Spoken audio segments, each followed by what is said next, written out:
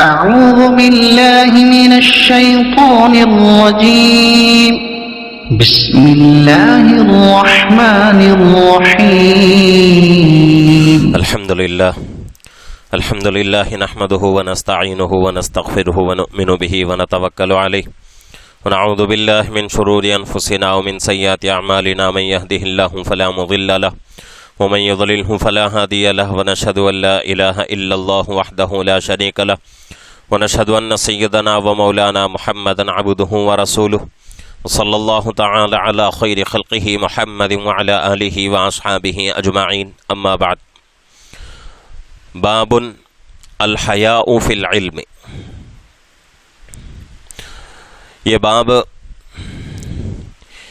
علم حاصل کرنے میں شرم نہیں کرنے کے تعلق سے ہے. الحمدللہ حدیث شریف کا سلسلہ جاری ہے. گزشتہ مجلس میں جو روایتیں ہمارے سامنے آئی تھیں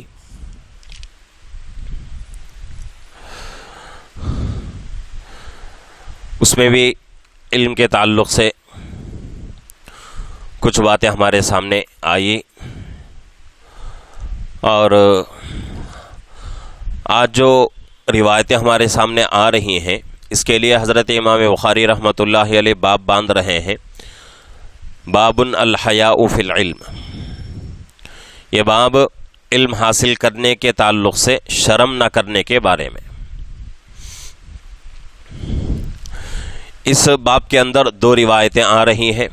ایک روایت کی راویہ حضرت ام سلمہ رضی اللہ عنہا امہات المومنین میں سے آپ کا شمار ہے. دوسری روایت کے راوی حضرت عبداللہ ابن عمر رضی اللہ عنہما. دوسری روایت جو آ رہی ہے ہمارے سامنے جس کے راوی حضرت عبداللہ ابن عمر رضی اللہ عنہما ہیں، یہ روایت پیچھے کئی مرتبہ جو ہے گزر چکی ہے. اور اس سے پہلے بھی میں نے عرض کیا تھا کہ حدیث کی کتابوں میں صرف بخاری شریف نہیں بلکہ جتنی بھی روایتوں کی کتابیں ہیں، جتنی حدیث کی کتابیں ہیں، ان تمام کتابوں میں ایک ایک حدیث جو ہے کئی مرتبہ لوٹا دی جاتی ہے. ایک جگہ ایک حدیث لاتے ہیں، اس میں سے ایک حصہ لے کر کتاب لکھنے والے اس بات کو ظاہر کرتے ہیں. دوسری جگہ وہی حدیث لاتے ہیں، اس حدیث میں سے دوسری بات کو لیتے ہیں. تو اس طریقے سے ایک روایت کے اندر بہت ساری باتیں جمع ہوتی ہیں، تو موقع کے اعتبار سے حدیث لکھنے والے اس بات کے تعلق سے باب قائم کر کے وہ روایت بار بار لاتے رہتے ہیں. یہ باب جو ہے علم حاصل کرنے میں شرم نہ کرنے کے بارے میں. عام طور سے دیکھا جاتا ہے کہ بچے ہیں، یعنی کہ نابالغ بچے جن کی عمر لڑکا ہو تو 14-15 سال سے پہلے، لڑکی ہو تو 12-13 سال سے، ہمارے علاقے کے حساب سے ان عمر سے پہلے جو بچے ہوتے ہیں ان کے اندر سوال کرنے میں شرم وہ لوگ محسوس نہیں کرتے. لیکن جب یہ عمر بڑھ جاتی ہے، یعنی بچہ ہو یا بچے ہو بالغ ہو جاتے ہیں، تو اس کے بعد اب کسی بات کو پوچھنے میں وہ لوگ شرم محسوس کرتے ہیں. حالانکہ الحیاء شعبۃ من الایمان، اللہ کے نبی پاک صلی اللہ علیہ وسلم نے حدیث میں ارشاد فرمایا حیا ایمان کا ایک اہم شعبہ ہے.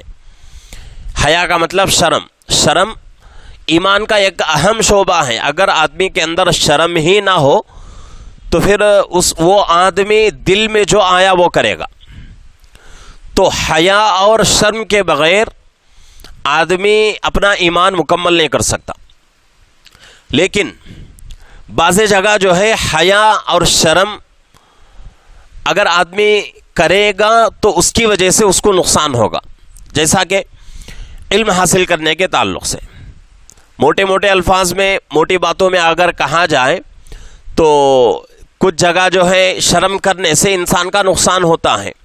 علم حاصل کرنے میں ڈاکٹر کے پاس اور بھی کچھ مواقع ہیں تو ویسے جگہ جو ہے اگر آدمی شرم محسوس کیا، ڈاکٹر کے پاس گیا علاج کے لیے، اب شرم کے مارے آدمی جو ہے اپنی بیماری نہیں بتا رہا ہے، اب ڈاکٹر اس کا کیا علاج کرے گا؟ وہی نارمل علاج کر کے نارمل جو ہے اس کو میڈیسن دے کے روانہ کر دے گا، لیکن اس کی وجہ سے اس کے اندر کی جو بیماری ہے، اصل بیماری، وہ ختم نہیں ہوتی۔ تو اسی طریقے سے علم حاصل کرنے کے تعلق سے اگر ہم شرم محسوس کریں گے تو پھر جو ہے ہم ادھورے رہ جائیں گے۔ تو اس لیے ضروری ہے کہ اگر بڑی عمر بھی ہماری ہو جائے تو بھی ہم کیا شرم محسوس نہ کریں۔ اگر میں اپنی بات کہوں تو کبھی کبھی جو ہے کسی کے طرف سے کوئی مشکل جو ہے استفتاء آتا ہے، کوئی مشکل جو ہے مسئلہ آتا ہے، مجھے جواب دینا پڑے گا، لیکن وہ جواب جو ہے اتنا کٹھن ہوتا ہے کہ میں جواب اس کا دے نہیں سکتا، مشکل لگتا ہے، اور اگر دینے کی میں ہمت کر بھی لوں تو میرا ضمیر دل جو ہے گوارا نہیں کرتا، ہو سکتا ہے کہ بھئی اس میں جو ہے غلط ہو جائے، غلط جو ہے بول دوں۔ تو ایسے اگر کوئی مسائل آ جائیں تو فوراً میں اپنے استاذ محترم سے رابطہ کرتا ہوں اور پورا مسئلہ لکھ کر ان کے واٹس ایپ پر بھیجتا ہوں، اس کے بعد ان کی طرف سے جواب آتا ہے، جواب آنے کے بعد جو آدمی مجھ سے سوال کیا ہے اس کو میں جواب دیتا ہوں۔ تو یہ جو ہے شرم اگر کریں گے تو علم ہمارا ادھورا رہ جائے گا۔ علم کا تعلق بچپن سے نہیں ہے بلکہ موت تک کا ہے، موت تک علم حاصل کرتے ہی رہنا ہے۔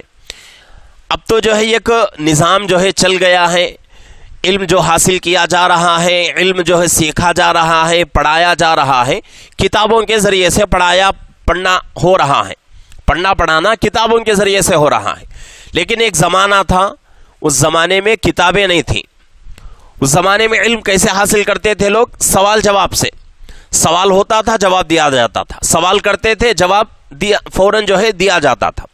تو اس طریقے سے علم حاصل کیا جاتا تھا۔ لیکن آج اللہ کا شکر ہے ہمارے لیے کہ ہمارے اگر کسی جو ہے چیز میں ہم مہارت حاصل کرنا چاہیں تو بہت ساری کتابیں ہمارے پاس ہیں، ان کتابوں سے ہم جو ہے علم حاصل کر سکتے ہیں۔ لیکن استاذ کے بغیر کوئی علم ہمارا مکمل نہیں ہو سکتا۔ ہاں، کتابی علم ہمیں کب فائدہ دے گا؟ جبکہ ہم ایک مقررہ وقت ایک استاذ، ماہر استاذ کے پاس گزارے ہوں، ان کی خدمت پہ رہ کر ہم نے علم حاصل کیا ہو، تو اس کے بعد باقی جو علم ہے وہ کتابی علم ہم کو نفع دے گا۔ اگر ہم نے کسی استاذ کے پاس بیٹھ کر علم حاصل نہیں کیا، بس کتابی علم اگر ہم حاصل کرنا چاہیں تو وہ آدمی امت کا نقصان کیا، امت کا فائدہ کیا کرے گا؟ امت کا جو ہے بیڑا غرق کر دے گا۔ آج بہت سارے جو ہے سوشل میڈیا پر ایسے جو ہے ہم کو ملیں گے، خصوصاً جو ہے پڑوس ملک کا ایک نوجوان انجینئر محمد علی مرزا کے نام سے آتا ہے، آپ میں سے بہت سارے لوگ بھی دیکھے ہوں گے، حالانکہ اپنے جو ہے حقیقت کے اعتبار سے وہ آدمی جو ہے انجینئر ہے، قرآن حدیث سے اس کا کوئی تعلق نہیں، لیکن اس نے جو ہے ایک اپنا جو ہے سوشل میڈیا پر جو ہے ایک اپنا چینل بنایا ہے، اور یوٹیوب کے اندر کئی جو ہے ہزاروں اس کے جو ہے سبسکرائبرز ہیں، اور اتنا جو ہے لوگ اس کو سن رہے ہیں، سمجھ میں نہیں آ رہا ہے کہ بھئی ایک عالم کی بات بھی اتنے جو ہے غور سے لوگ نہیں سنتے، اور وہ آدمی اتنا جو ہے امت کا بیڑا غرق کر رہا ہے، اتنا ہمارے پڑوس کے بڑے بڑے علماء اتنا بیزار ہیں اس آدمی سے، لیکن کسی کی نہیں سنتا، کسی کی بھی نہیں سنتا۔ ہر جو ہے آدمی کو نشانے پہ لیتا ہے، ہر عالم کو جو ہے نشانے پہ لیتا ہے، اور کسی کی نہیں سنتا، نہ ہی جو ہے وہ آدمی بریلوی مسلک سے ہے، نہ ہی اہل حدیث ہے، نہ ہی جو ہے دیوبندی مسلک کا ہے، نہ ہی جو ہے جماعت اسلامی ہے، کسی بھی جو ہے اب جماعت سے اس کا تعلق نہیں، کہتا ہے کہ بھئی میں مسلمان ہوں، اللہ نے مجھے مسلمان بنا کے پیدا کیا ہے۔ تو یہ جو ہے اندھی باتیں، اور جب آدمی جو ہے اپنے آپ کو بڑا سمجھنے لگے تو پھر اس کو جو ہے اللہ رب العزت اس کے ساتھ ویسا ہی معاملہ کریں گے۔ اور کتابوں میں لکھا ہوا ہے کہ علم اس آدمی کو حاصل نہیں ہوتا جس آدمی کے اندر دو چیزیں ہوں، ایک علم حاصل کرنے کے تعلق سے شرم اور حیا ہو اس کو بھی اللہ علم نہیں دیتے. دوسرا وہ آدمی جس کے اندر انانیت ہو, گھمنڈی یعنی اپنے آپ کو بڑا سمجھتا ہو, اس آدمی کو بھی اللہ علم نہیں دیتے. اور سوچیں تو یہ دونوں چیزیں ہمارے لیے علم حاصل کرنے میں مانع بنتے ہیں. ان دو طریقے سے ہمیں علم حاصل نہیں ہوتا. تو جہاں تک ہو سکے علم حاصل کرنے کی کوشش کرتے رہنا ہے. اگر عمر ہماری بڑی ہو گئی تو بھی کوئی جو ہے مذائقے والی بات نہیں, کوئی شرم کی بات نہیں. حضرات صحابہ کو دیکھیں, وہ لوگ کب علم حاصل کر رہے ہیں جن کی زندگیاں 40 سال 50 سال, کسی کی جو ہے 60 سال گزر گئی, بعد میں جا کے وہ لوگ علم حاصل کر رہے ہیں. حضرات صحابہ رضی اللہ عنہم اجمعین میں وہ حضرات جو کہ شروع میں اسلام قبول کیے, بہت ہی تھوڑی جماعت ایسی تھی جن میں بچے تھے, بہت ہی تھوڑی جماعت تھی. شروع میں اگر حساب کر لیا جائے تو سب سے پہلے ایمان قبول کرنے والی حضرت خدیجہ رضی اللہ عنہ عورتوں میں, اور بڑے مردوں میں حضرت ابو بکر رضی اللہ عنہ, بچوں میں حضرت علی رضی اللہ عنہ. تو بچوں کا اگر حساب لیا جائے تو شروع زمانے میں تو حضرت علی رضی اللہ عنہ ہی اس زمانے میں سب سے چھوٹے تھے. اس کے علاوہ جتنے بھی لوگ اسلام میں آ رہے ہیں سب عمر کے اعتبار سے حضرت علی رضی اللہ عنہ سے بڑے ہیں. حضرت بلال رضی اللہ عنہ ان کی عمر بھی چھوٹی تھی, لیکن حضرت علی رضی اللہ عنہ سے چھوٹے نہیں تھے. حضرت ابو بکر رضی اللہ عنہ کے ہم عمر یا حضرت ابو بکر رضی اللہ عنہ سے 2-3 سال کا فرق تھا. جتنے بھی صحابہ ہیں تو ان تمام صحابہ میں سے شروع میں جو اسلام قبول کر رہے ہیں سارے لوگ بڑے لوگوں میں, جن کی شادیاں ہو چکی تھیں, جن کے بچے بھی ہو چکے تھے. ایسے صحابہ زانو تلمس طے کر کے اللہ کے رسول پاک صلی اللہ علیہ وسلم کی خدمت اقدس میں رہ کر علم حاصل کیا. تو علم حاصل کرنے کے لیے عمر کا کوئی جو ہے لحاظ نہیں ہے. جس عمر میں بھی ہمیں علم کی ضرورت پڑے اس عمر میں ہم کو علم حاصل کرنا ہے. تو آج امت کا جو ہے تقریباً اگر یہ میں کہوں تو جھوٹ نہیں ہو سکتا تو 90% ایسا طبقہ جو کہ شرم کے مارے علم حاصل نہیں کرتا. قرآن سیکھنا ہے ضروری ہے, لیکن شرم محسوس ہوتی ہے کہ بھئی میں بڑا ہوں, بچے کے سامنے بیٹھ کر کیسے جو ہے علم حاصل کروں گا. 90% اگر حساب کر لیا جائے تو اسی جو ہے شرم اور حیا کی وجہ سے لوگ قرآن نہیں سیکھتے. اسی شرم کی وجہ سے لوگ مسائل نہیں پوچھتے. ان کی جو ہے نمازیں ویسی ہی خراب, کون سی قبول ہو رہی ہے کون سی قبول نہیں ہو رہی ہے معلوم نہیں, کون سی نماز میں کون سا فرض جا رہا ہے, کون سی واجب جو ہے چوک رہی ہے, اور کون سی نماز جو ہے اس کے اوپر واجب الاعادہ ہو رہی ہے, پتہ نہیں. بس نمازیں تو پڑھ رہے ہیں, اس کا علم ہمارے پاس نہیں. تو اس لیے بہت ضروری ہے کہ علم حاصل کرنے میں شرم ہرگز محسوس نہ کریں. شرم اگر محسوس کریں گے تو پھر جو ہے دنیا تو جیسے بھی گزر جائے گی, لیکن علم کا تعلق آخرت سے ہے, آخرت کی زندگی ہماری خراب ہو جائے گی. تو یہاں جو ہے جو پہلی روایت آ رہی ہے جس کی راویہ حضرت ام سلمہ رضی اللہ عنہ امہات المومنین میں سے آپ کا شمار ہے, فرماتی ہیں کہ ایک مرتبہ حضرت ام سلیم رضی اللہ عنہ آئیں اللہ کے رسول پاک صلی اللہ علیہ وسلم کی خدمت میں, اور اللہ کے رسول پاک صلی اللہ علیہ وسلم سے عرض کرنے لگیں, اے اللہ کے رسول, اللہ رب العزت حق بات بیان کرنے میں شرم نہیں کرتے, تو میں بھی جو ہے میرا بھی ایک مسئلہ ہے, میں بھی جو ہے مسئلہ پوچھنے میں شرم محسوس نہیں کرتی. جب اللہ ہی شرم محسوس نہیں کر رہے ہیں حق بات بتانے میں, اللہ رب العزت جو ہے مکھی کا اور مچھر کی مثال دے رہے ہیں قرآن پاک میں. پہلے پارے میں یہ آیتیں گزر چکی ہیں, یہ تفسیر جو ہے پہلے پارے میں گزر چکی ہے. پہلے پارے میں ایک دم شروع دوسرے صفحے میں ہی آیتیں ہمیں ملتی ہیں کہ اللہ رب العزت جو ہے مکھی اور مچھر کی مثال دے رہے ہیں, اللہ شرم نہیں کرتے حق بات بیان کرنے میں. تو حضرت ام سلیم رضی اللہ عنہ کہتی ہے کہ اللہ کے رسول جب اللہ رب العزت حق بات بیان کرنے میں شرم محسوس نہیں کرتے تو مجھے جو ہے مسئلہ پوچھنے میں شرم کس بات کی؟ تو یہ کہہ کر، یہ تمہید باندھ کر حضرت ام سلیم رضی اللہ عنہ آگے مسئلہ پوچھ رہی ہیں۔ کیا مسئلہ ہے؟ کیا اے اللہ کے رسول، کیا عورت پر بھی غسل واجب ہوتا ہے؟ عورت پر بھی غسل واجب ہوتا ہے جیسا کہ مرد کے اوپر غسل واجب ہوتا ہے؟ یعنی کہ صاف لفظوں میں اگر یہ کہا جائے تو مسئلہ یہ دریافت کر رہی ہیں حضرت ام سلیم رضی اللہ عنہ کہ اللہ کے نبی صلی اللہ علیہ وسلم مرد کو جس طرح سونے کی حالت میں منی کے خطرے نکلتے ہیں ویسے ہی خطرے عورت کو بھی نکلیں گے، یہ سوال کر رہی ہیں۔ اب یہ جب سوال کیا گیا تو حضرت ام سلمہ رضی اللہ عنہ شرم محسوس کرنے لگی، کہنے لگی ارے کیسا جو ہے سوال کر رہی ہو اللہ کے نبی صلی اللہ علیہ وسلم سے کہ عورتوں کو جو ہے تم نیچا دکھا رہی ہو، عورتوں کی عزت جو ہے تمہاری وجہ سے ختم ہو رہی ہے، ایسے مسائل آ کر تم جو ہے مجلس میں، اور وہ مجلس کون سی تھی؟ اس میں عورتیں بھی تھیں پردے میں اور مرد حضرات بھی تھے، صحابہ بھی بیٹھے ہوئے ہیں اور عورتیں بھی پردے میں بیٹھی ہوئے ہیں۔ تو حضرت ام سلیم رضی اللہ عنہ پردے سے جو ہے مسئلہ اللہ کے نبی صلی اللہ علیہ وسلم سے پوچھ رہی ہیں کہ اللہ کے نبی جس طرح مرد کو منی کے قطرے سونے کی حالت میں نکلتے ہیں کیا ویسے ہی قطرے عورت کو بھی نکلیں گے؟ تو اللہ کے نبی پاک صلی اللہ علیہ وسلم جواب دے رہے ہیں کیوں نہیں نکلتے، عورت کو بھی نکلتے ہیں، اس کی وجہ سے عورت کے اوپر غسل واجب ہو جاتا ہے۔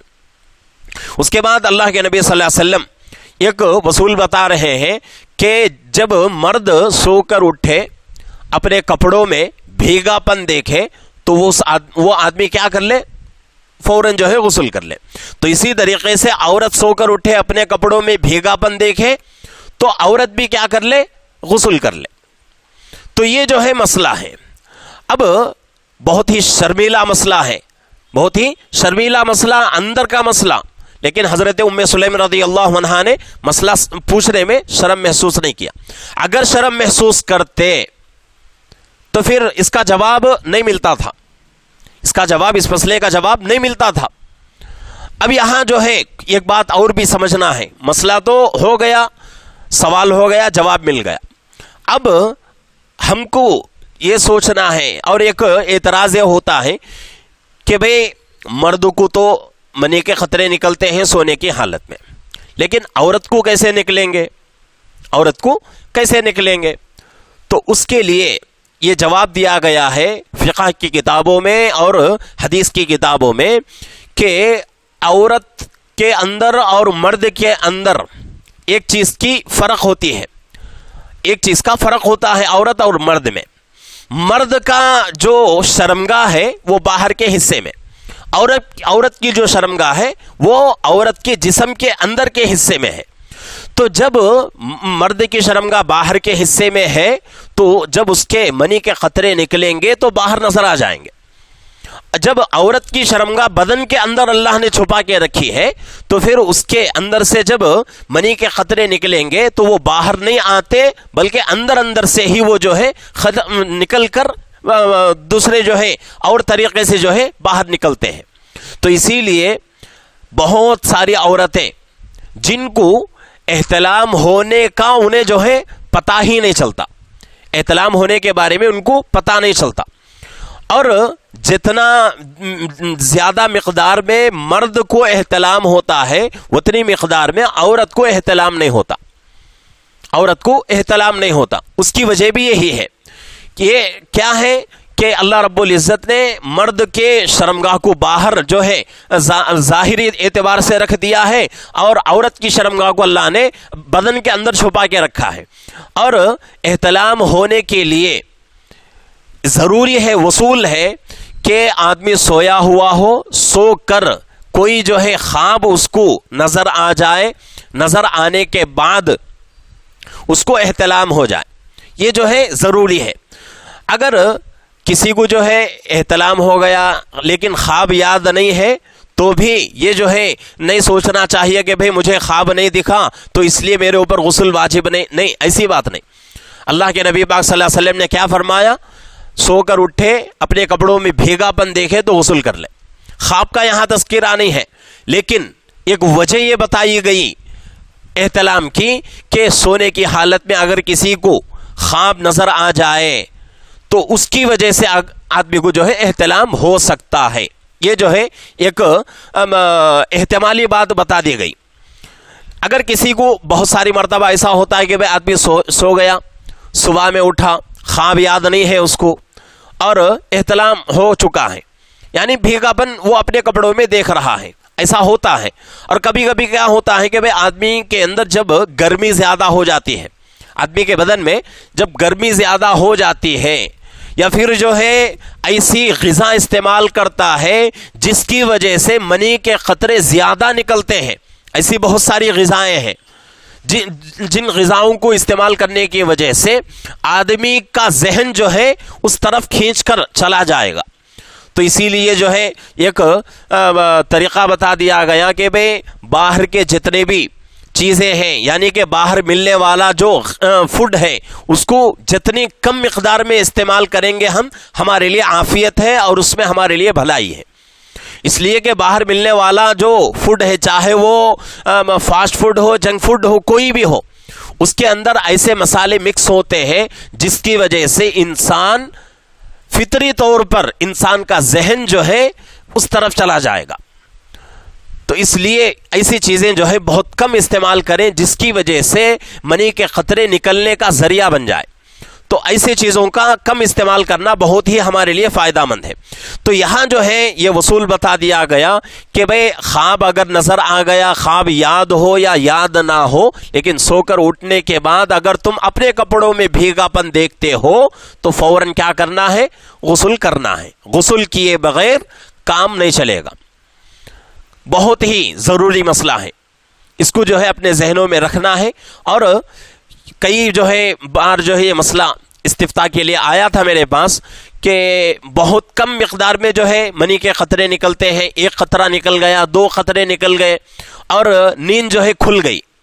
ایسا بھی ہوتا ہے, خواب نظر آ رہا ہے آدمی کو اور جس کی وجہ سے آدمی کا جو ہے عضو جو ہے حرکت کر رہا ہے اور اس کی وجہ سے آدمی کے جو ہے عضو سے ایک قطرہ منی کا نکل گیا یا 2 قطرے نکل گئے اور آدمی جو ہے بیدار ہو گیا.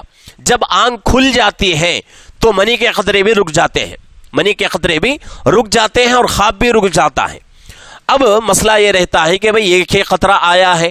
بہت سارے لوگ جو ہے بہت سارے لوگوں سے یہ سوال آیا تھا میرے پاس کہ مفتی صاحب یہ مسئلہ ہے, ہمارے ساتھ یہ مسئلہ پیش آ رہا ہے, تو کیا ہمارے اوپر غسل واجب ہے یا نہیں ہے. ایک مسئلہ ایسا بھی آیا تھا کہ خواب نظر آ گیا اور غسل جو ہے واجب ہونے والا تھا, منی کے قطرے نکلنے والے تھے, لیکن میں جو ہے اٹھ گیا, اب میری حالت کیا ہے. اب ایسے جو ہے کٹھن مسئلے میں شریعت بہت ہی اہتمام کے ساتھ, بہت ہی جو ہے وسعت کے ساتھ ان مسلمان کو جو ہے رہبری کرتی ہے. جواب یہ دیا جاتا ہے کہ بھئی خواب نظر آ گیا نیند کی حالت میں اور اس کے بعد جو ہے منی کا قطرہ نکل کر ایک قطرہ نکل گیا تو بھی اس کے اوپر غسل واجب ہو گیا. ایک قطرہ نکل جائے منی کا تب بھی اس کے اوپر غسل واجب ہو گیا. لیکن یہ تو مسئلہ سمجھ میں آ جائے گا. لیکن دوسرا مسئلہ کیا ہے کہ بھئی منی کا قطرہ ایک قطرہ بھی نہیں نکلا, نکلنے والا تھا لیکن آدمی جو ہے جاگ گیا, کھڑا ہو گیا, کھڑا ہونے کے بعد ایک قطرہ جو ہے نکل چکا, تو اب کیا کیا جائے. تو یہاں جو ہے شریعت کا یہ مسئلہ یہ جواب دیا گیا ہے. شریعت یہ جواب دیتی ہے کہ بھئی سونے کی حالت میں منی کہاں رہتی ہے. اللہ رب العزت نے اپنی قدرت سے انسان کے جسم کے ایک حصے میں منی کو سٹور کر کے رکھتے ہیں, اس کے لیے وہی جگہ متعین ہے, اس کے علاوہ بدن کے کسی حصے میں منی کے قطرے نہیں رہتے. تو اس حصے سے شہوت کے ساتھ اگر قطرہ نکلتا ہے, نکل کر وہاں سے جو ہے باہر آتا ہے لیکن شرمگاہ سے باہر نہیں آیا, تو شریعت جو ہے احتیاطاً یہ جواب دیتی ہے کہ بھئی تب بھی جو ہے آپ کیا کر لو, غسل کر لو, یہ احتیاط تمہارے لیے بہت ہی بہتر ہے. نیند کی حالت میں قطرہ نہیں نکلا, نکلنے والا تھا لیکن آدمی جو ہے اٹھ گیا, نیند ختم ہو گئی اس کی, لیکن اٹھنے کے بعد ایک قطرہ جو ہے نکل کر باہر آ گیا تو اس کا یہ جواب ہے کہ بھئی منی جہاں رہتی ہے بدن کے اس حصے میں شہوت کے ساتھ منی کا قطرہ نکلا ہے، نکل کر اب منی کا قطرہ باہر آنا تھا، انسان اٹھ گیا نیند سے، اٹھنے کے بعد وہ قطرہ نکل رہا ہے تو تب بھی شریعت کہتی ہے کہ بھئی احتیاط اسی میں ہے، کیا کرو تم غسل کر لو۔ تو یہ جو ہے اتنا احتیاط جو ہے برتنے کا ہمیں جو ہے حکم دیا گیا ہے، بہت ہی ضروری ہے۔ اگر اس کے علاوہ اور بھی کچھ لوگوں کے بہت سارے مسائل ہو سکتے ہیں، یہ ایک مسئلہ بار بار آتا رہتا ہے کہ جاگے ہوئے ہونے کی حالت میں منی کا قطرہ نکل جاتا ہے، کیا جاگنے کی حالت میں منی کا قطرہ اگر نکل گیا تو غسل واجب ہوگا یا نہیں؟ گزشتہ جو ہے سوال جواب کی مجلس اور اس سے پہلے سوال جواب کی مجلس میں تو یہ جو ہے جواب میں نے جو ہے دیا ہے۔ تو یہ بات جو ہے یاد رکھنے کی ہے کہ جاگنے کی حالت میں اپنے آپ منی کا قطرہ کبھی بھی نہیں نکلتا، اپنے آپ منی کا قطرہ جاگنے کی حالت میں نہیں نکلتا۔ اگر جاگنے کی حالت میں منی کا قطرہ نکلنا ہے تو اس کے لیے ضروری ہے کہ آدمی ارادے سے اپنے جو ہے اختیار سے اس کو نکالے، چاہے صحبت کے ساتھ بیوی سے یا پھر جو ہے اور کسی اور طریقے سے ہو۔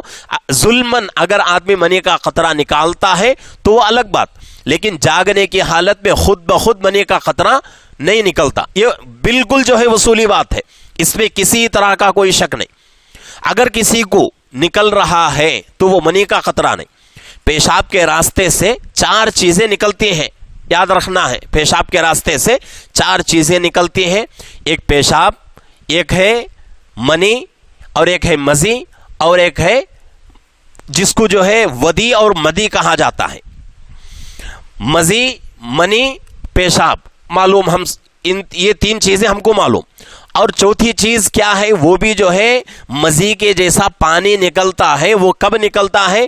ابھی میں نے کہا کہ آدمی جب اس کا بدن زیادہ گرم ہو جاتا ہے، گرمی زیادہ آ جاتی ہے تو اس وقت وہ قطرہ نکلتا ہے۔ یا پھر جو ہے آدمی کی عادت نہیں ہے وزن اٹھانے کی، وزن اٹھانے کی عادت نہیں ہے، بھاری کام کرنے کی عادت نہیں ہے، لیکن مجبوراً آدمی بھاری کام کرتا ہے، وزن اٹھاتا ہے، جس کی وجہ سے بھی وہ چوتھا قطرہ نکلتا ہے۔ تو اس قطرے سے نہ ہی آدمی کا جو ہے غسل ٹوٹے گا، نہ ہی وضو ٹوٹے گا۔ منی کے قطرے سے وضو اور غسل دونوں ٹوٹیں گے، مزی اور پیشاب سے غسل نہیں ٹوٹے گا، وضو ٹوٹے گا، وضو کرنا ضروری ہے۔ لیکن اس کے علاوہ چوتھا جو قطرہ ہے اس سے نہ ہی وضو ٹوٹے گا اور نہ ہی غسل ٹوٹے گا، اس وجہ سے کہ وہ بیماری سے آ رہا ہے، بیماری سے آنے والا قطرہ، اس سے ہمارا جو ہے وضو نہیں ٹوٹتا۔ بس حکم کیا ہے کہ جہاں جہاں وہ قطرہ لگا ہوا ہے کپڑے میں، بدن میں، اس کو دھو لے۔ اگر اطمینان نہیں ہے تو حضرات فقہا فرماتے ہیں تو دل کے اطمینان کے لیے وضو بھی کر لے سکتے ہیں، لیکن اس کے لیے وضو واجب نہیں ہے۔ تو یہ جو ہے ضروری بات ہے۔ تو ایک روایت جو ہے مکمل ہو گئی۔ دوسری روایت جس میں وقت مکمل ہو چکا ہے، لیکن دوسری روایت چونکہ پیچھے آ چکی ہے، اس کا خلاصہ بول کر جو ہے 1-2 منٹ میں مکمل کر دوں گا۔ حضرت عبداللہ ابن عمر رضی اللہ عنہما راوی ہیں حدیث کے، اللہ کے نبی صلی اللہ علیہ وسلم کی مجلس میں صحابہ بیٹھے ہوئے ہیں۔ اللہ کے نبی صلی اللہ علیہ وسلم نے سوال فرمایا کہ صحابہ ایسا کون سا درخت ہے جس کے پتے نہیں جھڑتے، جس کے پتے نہیں جھڑتے، بتاؤ۔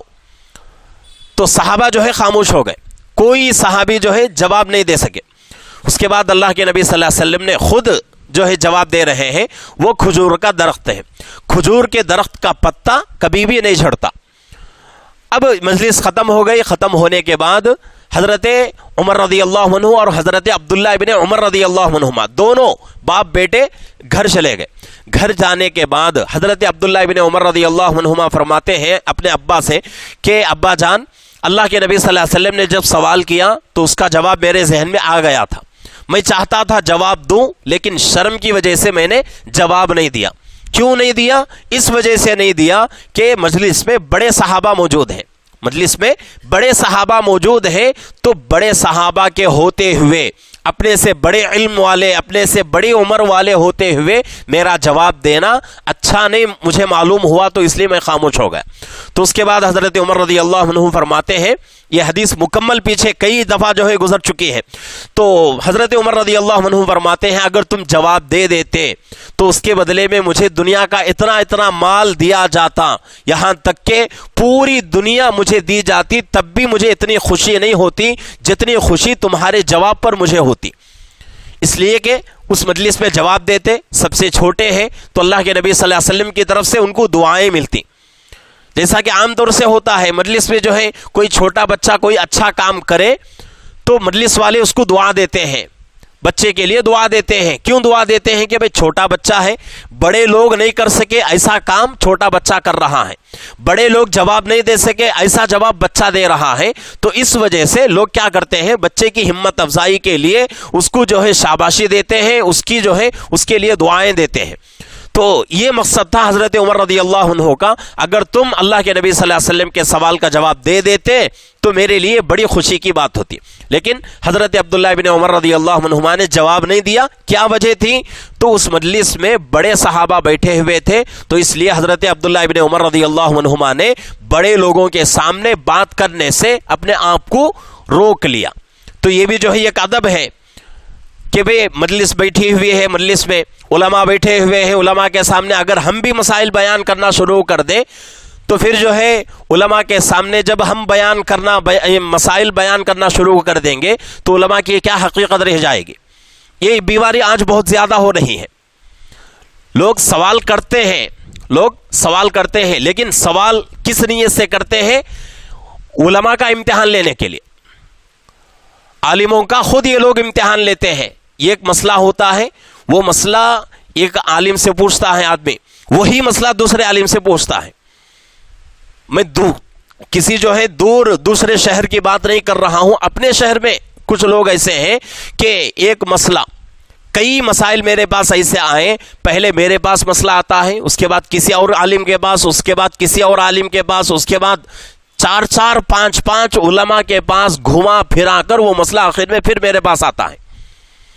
تو یہ جو ہے اس سے جو ہے ہمیں فائدہ نہیں ہوگا. مسئلہ ہم کیوں سوال کر رہے ہیں, مسئلہ کیوں پوچھ رہے ہیں؟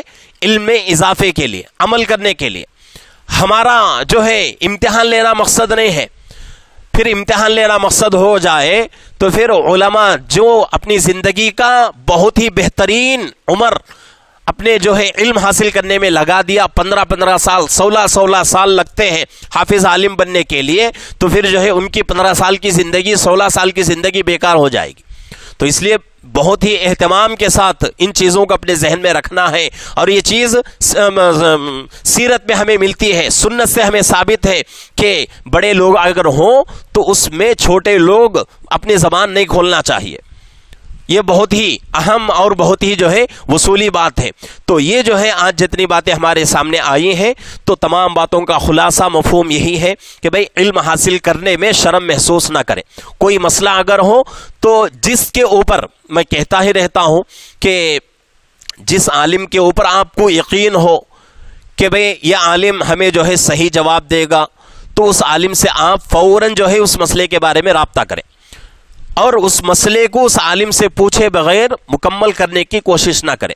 اگر آپ کو معلوم ہے 100% پورے یقین کے ساتھ معلوم ہے تو کوئی مذاکرے والی بات نہیں, لیکن کسی مسئلے میں شک ہے تو ایسے ضرور جو ہے ایسے مسائل علماء سے پوچھ کر اس کو پورا کرنے کی کوشش کریں. جب آپ علماء سے پوچھیں گے تو ایک تجربے والی بات میں آپ کو جو ہے بتا دوں, کوئی بندہ کسی عالم سے مسئلہ پوچھتا ہے تو جو بندہ مسئلہ پوچھتا ہے اگر وہ آدمی اپنے آپ میں شرم محسوس کر سکے, لیکن کوئی عالم اس پوچھنے والے کے بارے میں برا نہیں سمجھتا, بلکہ اس عالم کے دل میں پوچھنے والے کی محبت بڑھ جائے گی.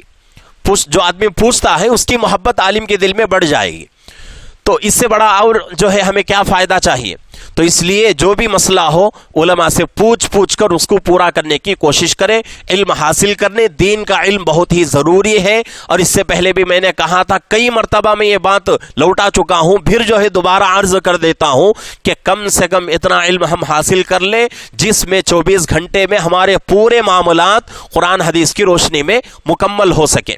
ہماری نماز ہے، روزہ ہے، زکوٰۃ ہے، صدقہ ہے اور لین دین ہے، اور اسی طریقے سے معاشرتی زندگی ہے، گھر کے اندر کی زندگی، گھر کے باہر کی تجارت ہم کر رہے ہیں وہ مسائل، بزنس اگر ہم کر رہے ہیں وہ مسائل، اگر نوکری کر رہے ہیں کہیں تو وہ مسائل ضرور سیکھنے کی کوشش کریں. ورنہ تو آج جو ہے یہودی اتنا جو ہے کوشش کر رہا ہے کہ کسی بھی طریقے سے، اور جتنی بھی کوشش ہو رہی ہے یہودیوں کی، مسلمان کو ٹارگٹ بنا کر رہے ہیں یہ لوگ کہ ہر حال میں پوری دنیا کو سود کے نہر میں، سود کے جو ہے سمندر میں ڈبا دیا جائے. یہ جو ہے کوششیں ہو رہی ہیں. اگر ہمارا ارادہ نہ ہو تب بھی کمپنیاں ہمیں جو ہے بعض چیزوں میں سود میں مبتلا کر دیتی ہیں. تو یہ تمام جو ہے یہودیوں کی چال ہے.